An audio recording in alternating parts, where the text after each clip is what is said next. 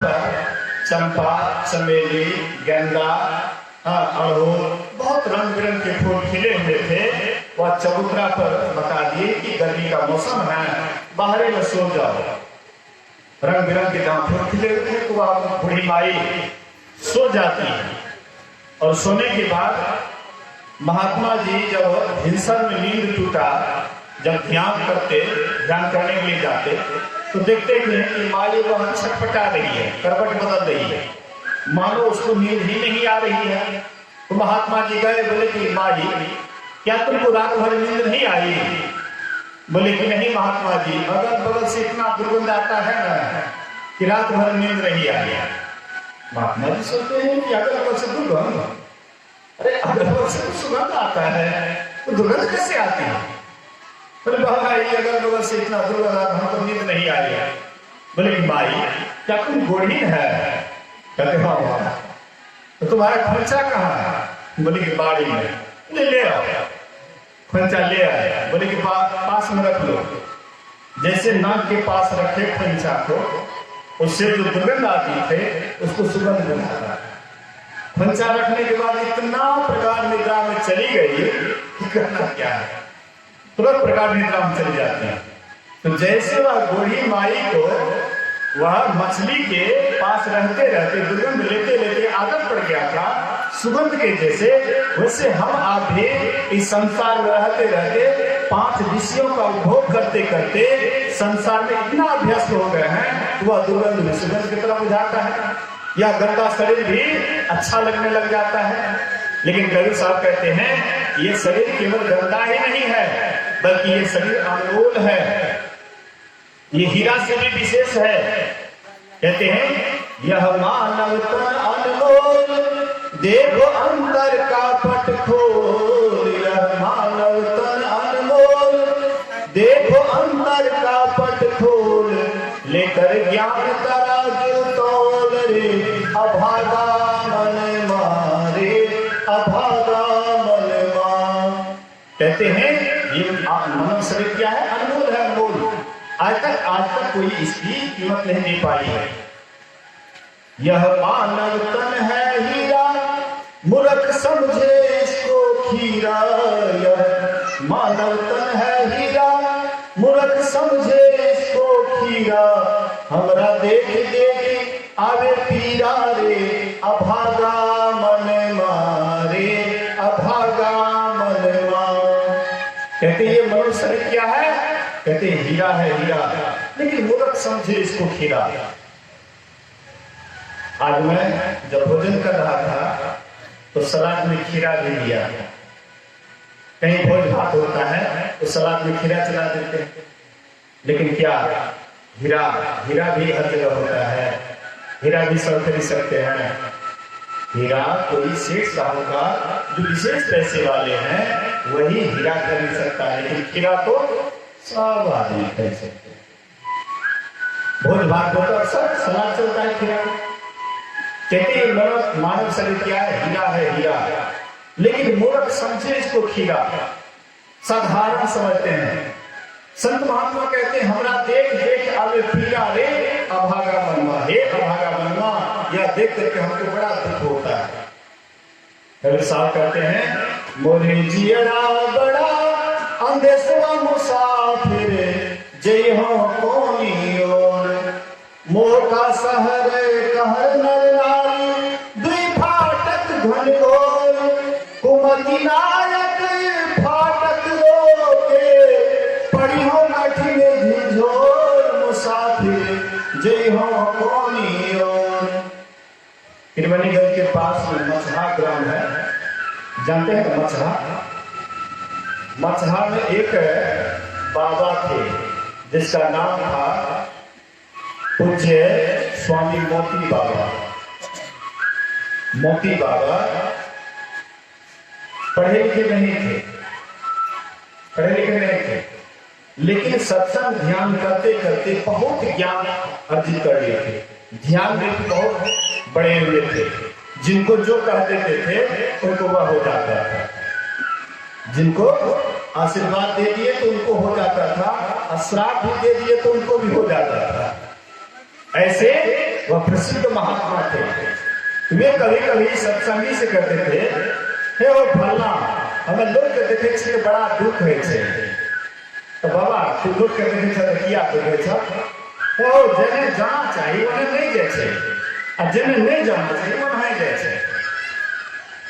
परमात्मा के भक्ति करना चाहिए, परमात्मा के भजन करना चाहिए, परमात्मा के तरफ जाना चाहिए, परमात्मा के तरफ नहीं जाए छे। अब दिन रात विषय में ही डुबकी लगावे छे, जैसे वो नरक में जेते वह काम करे छे, लेकिन जैसे ओकर मुक्ति मिलते वो काम नहीं करे छे। तो जो समझने वाले हैं वे देख करके उनको बड़ा दुख होता है कि मनुष्य को क्या करना चाहिए और क्या नहीं करना चाहिए। जो नहीं करना चाहिए वही करते हैं, और जो करना चाहिए वह नहीं करते। ये देख करके उनको दुख होता है, कभी सामने दुख होता है। इसलिए ये शरीर कैसा है तो हीरा है, हीरा अनमोल है। आज तक यह शरीर की कीमत कोई नहीं दे पाया है। एक आदमी मरने के लिए जा रहा था, बोला कि मर जाएंगे। तो भाई क्यों मर रहा है? और जिंदगी में बेकार है। बोले बेकार है, इसका कोई कीमत नहीं है बिना। तो हम कोई आंख दे दीजिए। तो बोले कैसे आंख दे दें? अभी मरने के लिए जा रहा था तो बर्बाद हो जाता है, यहाँ दे दो हमको। नहीं नहीं, हाँ बड़ा तो 5 लाख देते हैं, आंख दे दो। नहीं 5 लाख में दे देंगे। अभी तो मरने के लिए जा रहा था, अब 5 लाख में आंख देने के लिए तैयार नहीं। मतलब कितना अनमोल शरीर। इसलिए महर्षि साई स्वामी महाराज एक छोटा सा कथा कहते थे, छोटी कथा कहते थे। एक गड़ेरी बराबर जंगल जाता था भेड़ बकरी चराने के लिए। तो नित्य की भांति जब एक दिन गए भेड़ बकरी चराने के लिए, तो उनको एक पत्थर दिखाई पड़ा जो बड़ा चमकीला लग रहा था, देखने में बड़ा चमकीला लग रहा था। तो वे क्या करते हैं, तो उनके पास में लाठी था, लाठी का गोगा मार मार करके उसको निकाल ले, और निकाल करके पानी में धोते हैं और ज्यादा चमकीला लगने लगा। एक बड़े भेड़ के गले में रस्सी से बांध दिए, गले में डाल करके रस्सी से बांध दिए। बगल से एक जहरी गुजर रहा था, देखा कि इतना कीमती पत्थर वह भेड़ के गले में। लगता है कि शायद यह गड़ेरी इस पत्थर से अनजान है, इसको नहीं पहचानता है। तो कहते गड़ेरी भाई ये पत्थर हमको 500 रुपया में दे दो। गड़ेरी सोचता है कि छोटा सा पत्थर 500 रुपया, तो लाओ भाई ले लो, दे दो हमको पैसा, अपने से वह पत्थर खोल लो। वे क्या करते हैं, गड़ेरी को 500 रुपया थमा दिए और उसके बाद पत्थर खोलने लगे। पत्थर खोल तो जाता है लेकिन हाथ से नीचे गिर जाता है। जैसे नीचे गिरता है तो छोटे छोटे टुकड़ों में वह पत्थर विभक्त हो जाता है, छोटे छोटे कणकण में विभक्त हो जाता है। वह कणकण से आवाज निकलता है, ए मूर्ख जबरी। अरे हमको गड़ेरी नहीं जानता था कि हम कितना अनमोल वस्तु है, कितना हमारा कीमत है, कि गड़ेरी नहीं जानता था। इसलिए मैंने कई अपमान को सहा, लाठी का डंडा भी मैंने खाया, उसके बाद हमें भेड़ के गले में डाल दिया, क्योंकि यह अनजान था, हमको नहीं जानता था। इसलिए मैंने इनके द्वारा कई अपमान को सहा। लेकिन तुम तो मुझे जानता था कि मैं कितना अनमोल वस्तु हूं, लेकिन तूने मेरी कीमत केवल 500 रुपया लगाया, इसलिए मेरा हृदय यह बात को नहीं सहन कर पाया और मैं छोटे छोटे टुकड़ों में विभक्त हो गया, छोटे छोटे कंकर में विभक्त हो गया। मतलब ये हीरे की कितना अनमोल कीमत है, ऐसे यह शरीर भी अनमोल है। इसलिए राम भगवान कहते हैं, बड़े भाग मनुष्य तन पावा, सुर दुर्लभ सद ग्रंथ ही गावा। कहते हैं कि देवता की शरीर के लिए लालायित हैं, तरसते हैं। देवता भी तरसते हैं कि हे परमात्मा हमें भी मनुष्य का शरीर दो, तुम्हारा भक्ति करके तुम्हारे पास आ जाऊंगा। लेकिन परमात्मा देवता को नहीं देते मनुष्य का शरीर। हम लोग किसकी पूजा करते हैं? देवता का पूजा करते हैं। यहाँ पर इतने आदमी हैं, किसके घर बनाया होगा देवता? चले सबके घर में सबको पूजा करे से जे देवी देवता के हमरा पूजा करे छिए और देवी देवता ई शरीर के लिए तरसे छै तो बेसी के भेले बेसी हम भेले कि वो भेले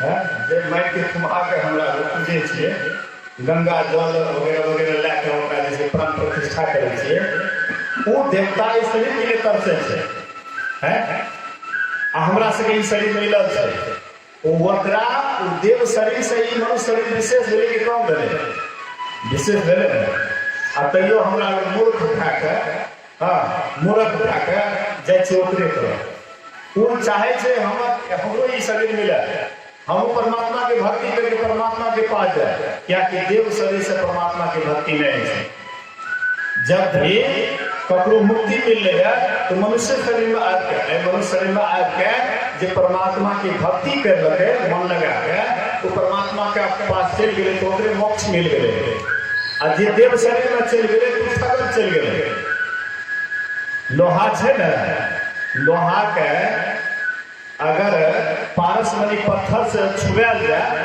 तो लोहा कौन चीज है सोना और वह चांदी के अगर पारसमणि पत्थर से सटाल जाए तो चांदी को परिवर्तन होता है चांदी के सटे हुए पारस से कोनो परिवर्तन है देवता के शरीर कौन सी चीज चांदी और मनुष्य के शरीर कौन सी चीज लोहा परमात्मा से जहिना एकरा स्पर्श है वहिना ही सोना भेल छै मतलब चांदी से भी कई गुना एकर कीमत बढ़ जाए छै लेकिन हमरा सब नहीं जाने छिए एहि कारण वह देवते के तरफ जाए छै देवता मानव शरीर में क्या तरह से छै कि देव शरीर में दसम द्वार की व्यवस्था नहीं है परमात्मा के पास जाए के लिए रास्ता है वो देवता वाला शरीर में नहीं है अही शरीर में है तो कोठना ई शरीर में है परमात्मा के पास जाए के लिए रास्ता ये देखे छे ना आए दूटा आंख के दरवाजा है दूटा कान के दूरमा 4 दूटा नाक के 6 एकटा मुंह 7 नीचा में दूटा दरवाजा मलमूत्र विसर्जन करे के दरवाजा कुल मिलाकर 9 दरवाजा है ये 9 दरवाजा देवताओं के छे मनुष्यों के छे लेकिन दसम दरवाजा एठना दोनों आंख के बीच में एक और दरवाजा है जकरा हमरा सब नहीं देख सके छे हम लोग देखते हैं अच्छा शिव जी के फोटो को देखे हैं ना शिव जी के फोटो को शिव जी के फोटो में यहाँ पर आंख दिखाई पड़ता है ना शिव जी को माथा के बीच में और दोनों भवों के बीच में शिव जी को है ना यहाँ आंख अब कोनो कोनो फोटो में आप देखिएगा कि पार्वती को भी ये तीसरा आंख है गणेश बबुआ को भी यहाँ पर तीसरा नेत्र है मतलब कवि संकेत करते हैं कि जितने भी मनुष्य हैं सबके पास ये तीसरा नेत्र है यही तीसरा नेत्र से ही हम परमात्मा के पास जाते हैं और कोई रास्ता नहीं है यही तीसरा नेत्र की व्यवस्था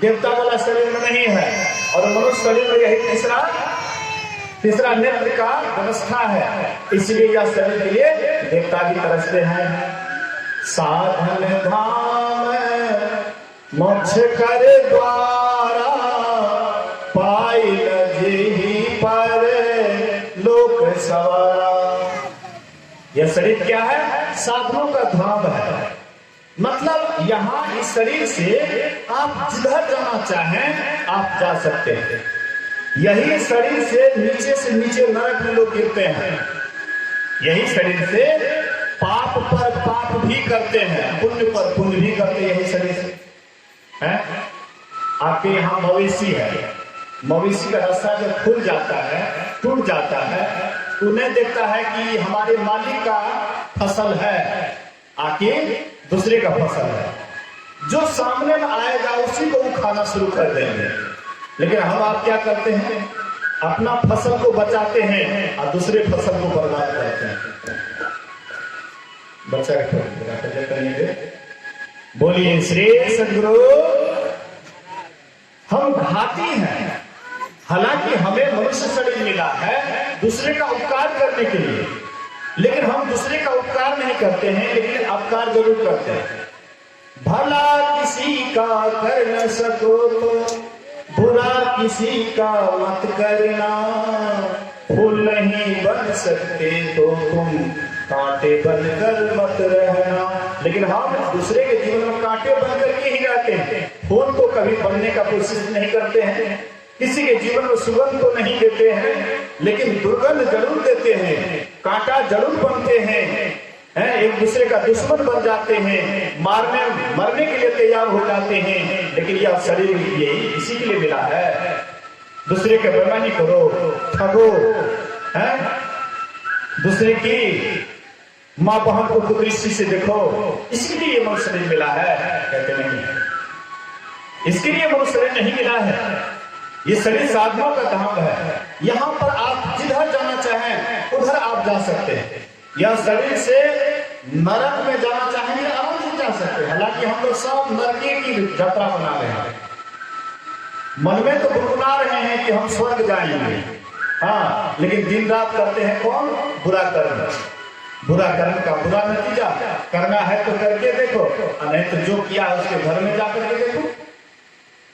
कर रहे हैं बुरा कर्म, गुनगुना रहे हैं कि हाँ हम तो स्वर्ग जाएंगे। आप गाड़ी पर बैठ गए कि हमको जाना है दिल्ली, लेकिन वह गाड़ी जा रही है कलकत्ता। हम एकदम गुनगुना रहे हैं कि हम तो गाड़ी पर बैठ गए हैं, दिल्ली जेबे करेंगे, गुनगुना रहे हैं, खूब मजा में है। लेकिन बाद में पता करती है गाड़ी कहाँ जा रही है? दिल्ली जा रही है। दिल्ली ये गाड़ी दिल्ली नहीं जाती है, ये तो कलकत्ता जाती है। हाँ, ये क्या हो रहा है? तो ऐसे हम आप भी गुनगुना रहे हैं कि हम तो स्वर्ग में जाएंगे, स्वर्ग वाला गाड़ी पकड़ लिए हैं, लेकिन स्वर्ग नहीं जाकर के नरक के खाई में गिर जाते हैं। कोई नहीं बचा पाएगा, कोई नहीं बचाएगा। न बाप, न माँ, न बेटा, न पत्नी, कोई भी आपकी रक्षा नहीं करेंगे। आपका धर्म ही आपकी रक्षा करेंगे, आपका धर्म ही आपकी रक्षा करेंगे। इसलिए जो धर्म से मजबूत है, जो बुराई की ओर नहीं जाकर के अच्छाई की ओर जाते हैं, जो परमात्मा की तरफ जाते हैं, वही असल में साधन धाम का, मनुष्य शरीर का सही लाभ ले रहे हैं। साधन धाम मोक्ष कर द्वारा, पाए लजही परलोक सवारा। ये शरीर साधना का धाम है, इस शरीर में मोक्ष का रास्ता है। तो नरक तो कोई जाना नहीं चाहते हैं, लेकिन कर्म कर रहे हैं नरक वाला। 84 में भी कोई नहीं जाना चाहते हैं। कौन चाहते हैं कि ये शरीर छोड़ करके कुत्ता, बिल्ली, सांप, छुछुंदर, कीड़े मकोड़े में चले जाएं? किसी के मन में है? हम गाय को बहुत पवित्र मानते हैं, गाय के गोबर से चौका लगाते हैं, लेकिन क्या आपके मन में होता है कि यह शरीर छोड़ करके हम गाय वाला शरीर में चले जाएं? कभी नहीं होता। भले ही हम इसकी पूजा करते हैं, लेकिन कभी भी ये मन में विचार नहीं आएगा कि मनुष्य शरीर छोड़ करके हम गाय वाला शरीर में चले जाएं। क्योंकि मनुष्य जैसे भी है, लेकिन मनुष्य शरीर में है तो सबसे उत्तम शरीर में है। तो 84 में भी नहीं जाना चाहते हैं। स्वर्ग में जाना चाहते हैं तो बहुत आदमी मरी बुलाएंगे, हाँ बाबा, हाँ स्वर्ग में तो जाना चाहिए, स्वर्ग में बहुत सुख मिलता है। लेकिन स्वर्ग स्वल्प अंत दुखदाई, एहि तन कर फल विषय न भाई। स्वर्ग स्वल्प अंत दुखदाई।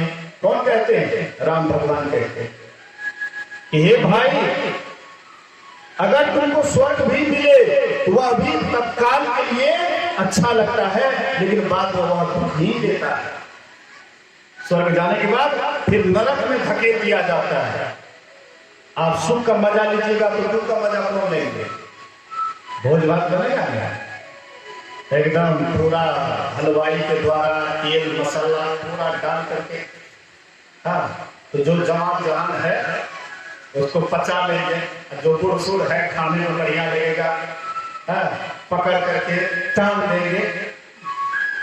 हमारे गांव में एक दरसलाल दास, मानगंज में दरसलाल दास थे। वे जब शरीर छोड़े, रामानंद जी महात्मा थे, जब शरीर छोड़े तो उसका बेटा सब नौकरी चाकरी करता है, पैसा वाला, रसगुल्ला फ्री खिलाया, महसाना का रसगुल्ला पूरा फ्री खिलाया। और डॉक्टर रात भर नहीं सोए, जितना भी थोड़ा सा डॉक्टर थे रात भर नहीं सोए, यहाँ से फोन, वहां से फोन, वहां से फोन, वहां से फोन। लगभग प्रायः लोगों का पेट गड़बड़ा गया, पेट खराब हो गया, पेट झड़ने लगा। खाने में तो बड़ा बढ़िया लगा, फ्री का रसगुल्ला मिल रहा था, एकदम डालते गए, लेकिन बाद में पिलाने लगा तब पता लगा कि कैसे होता है। ऐसे ही भोज खाने में बढ़िया लगेगा लेकिन बाद में पिलाएगा। इसलिए भोजन कभी भी राजस तामस नहीं करना चाहिए, सात्विक भोजन करना चाहिए। देवता सात्विक भोजन को पसंद करते हैं, साधु महात्मा भी सात्विक भोजन को पसंद करते हैं। कम तेल मसाला डाला हुआ भोजन, विचार सुंदर रख करके अच्छे परमात्मा का नाम स्मरण करते हुए जो भोजन बनाया जाता है वह सात्विक भोजन होता है और साधु महात्मा को वह प्रिय होता है। ये नहीं कि एक दिन खूब खोआ मलाई खा लिए, ऐसा नहीं। जब भी खाएंगे तो ये सात्विक भोजन करते हैं, इसलिए साधु महात्मा स्वस्थ रहते हैं। मैं जब से बैठा एक बार भी हिलडोल नहीं किया। सत्संग आरंभ होने के समय से जब बैठा तो जैसे बैठा वैसे बैठे, लेकिन बीच में कितना आदमी उठ बैठ, पैर को ऊपर नीचे या टहल बोल इधर उधर, लेकिन जैसे मैं बैठा वैसे ही बैठा रहा। क्यों? ये भोजन का, सात्विक भोजन का प्रभाव है। आप परमात्मा की भक्ति करने के लिए सात्विक भोजन नहीं कीजिएगा, आपका मन अस्थिर नहीं रहेगा, मन आपका चंचल रहेगा, कहीं पर आपको शांति नहीं मिलेगी। जिधर जाइएगा उसमें अशांति बुझाएगा, मन बेचैन रहेगा, मन कहीं भी अमन चैन में नहीं रहेगा। लेकिन अगर आप सात्विक भोजन करते हैं, आपका मन एकदम शांत रहेगा, स्थिर रहेगा, जहां भी रहिएगा एकदम आनंद में रहिएगा। आप लोग जो घर द्वार छोड़ करके 2-4 रोज मेहमानी चले जाते हैं तो मन में होता होगा कितना जल्दी घर चले जाए, क्या होता होगा नहीं होता होगा। हम लोग महीनों बाहर रहते हैं तो कोई फर्क नहीं पड़ता, क्योंकि मन वैसा नहीं है, चंचल मन नहीं है। वो सब भोजन नहीं करते, जैसा खावे अन्न और वैसा होवे मन, जैसे पीवे पानी वैसी होवे वाणी। तो जैसा आप भोजन कीजिएगा वैसे आपका विचार बनेगा, हाँ बुद्धि विवेक बनेगा। इसलिए सात्विक भोजन करना चाहिए। तो मैं कह रहा था कि आप स्वर्ग जाना चाहते हैं लेकिन स्वर्ग में अंत में दुख देता है, तो जाना किधर चाहिए? एक महाभारत की छोटी सी कहानी है। मुद्गल नाम के एक ऋषि थे, मुद्गल नाम के ऋषि थे और वे सिलोच्छवृत्ति से अपना जीवन यापन करते थे। सिलोच्छ मतलब होता है कि किसान जब फसल काट करके ले आते हैं